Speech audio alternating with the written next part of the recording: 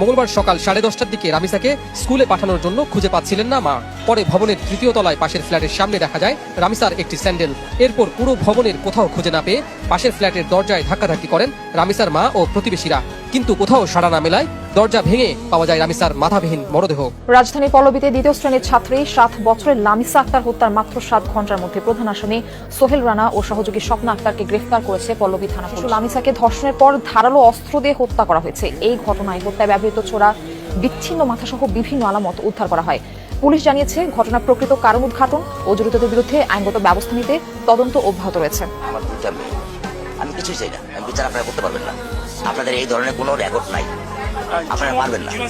আমার মেয়েও ফিরে আসবে না। আপনারা বিচার করতে পারবেন? পারবেন না।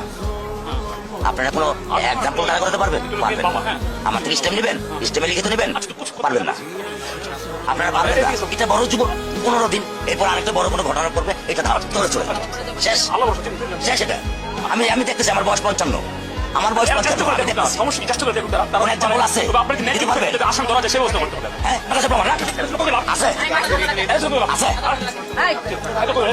আপনি কি বুঝবেন আমার দুঃখ? আপনি আমার দুঃখ কি বুঝবেন? কিসের ডায়লগ মারেন? আপনি আমার কাছে ডায়লগ মারেন, আপনি আমার দুঃখ বুঝেন?